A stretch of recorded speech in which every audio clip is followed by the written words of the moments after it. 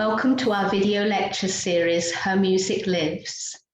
This series highlights women composers from across the world and throughout the centuries who have written songs to express their identities and life circumstances. Each video briefly introduces the composer, followed by a discussion and performance of the chosen song.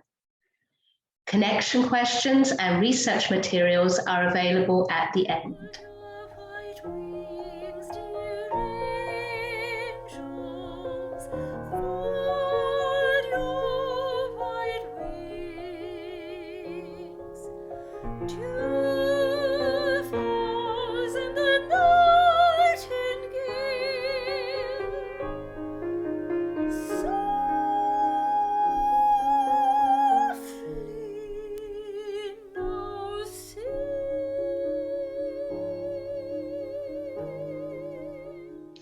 This episode in our video lecture series, Her Pieces Live, features the British composer Liza Lehmann and her song Evensong.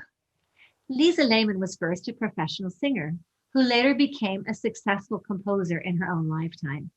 Evensong was written in 1916, soon after the death of her beloved son Rudolph, who was a soldier in World War I and who died of the flu.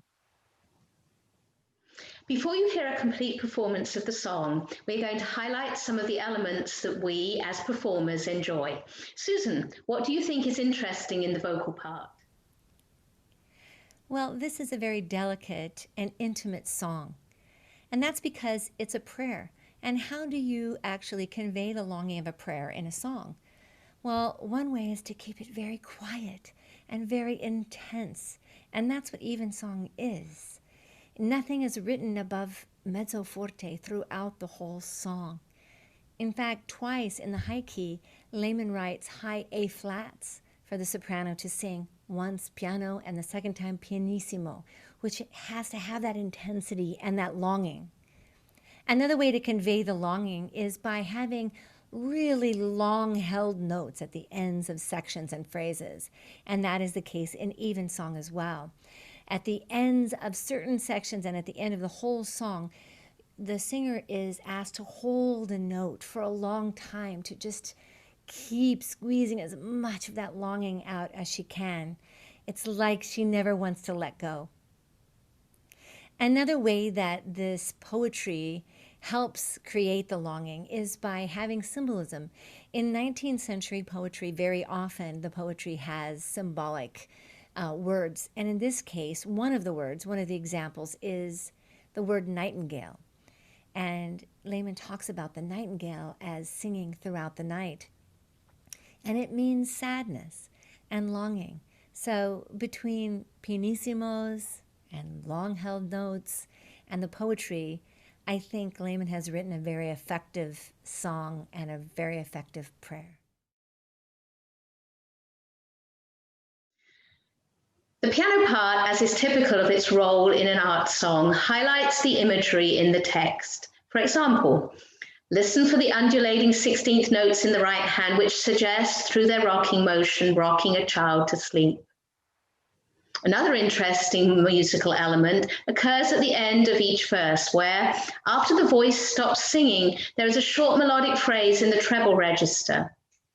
Maybe this is the Nightingale's song, as is suggested in the text at the end of the first verse. The final verse features the climax of the song on the words "fold them." Lehmann enhances this moment with a harmony that, if you move the pitches around, makes a half-diminished seventh chord. It sounds somewhat dissonant, but more importantly, it heightens the longing and intensity of the moment. Now we will perform Liza Lehmann's Evensong.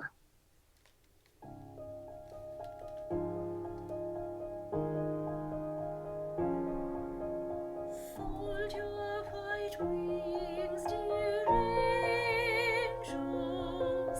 Fold your white wings. Dew falls in the nightingale. So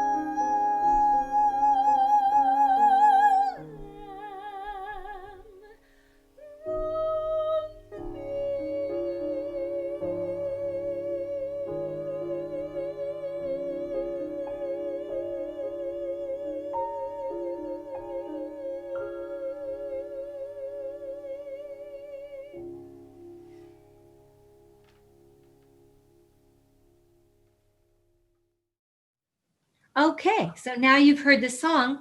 What were your thoughts and connections to Evensong? Here's a connection question to get you started. This song was written over 100 years ago after Liza Lehmann's son had died in World War I of the flu. How does that speak to us today?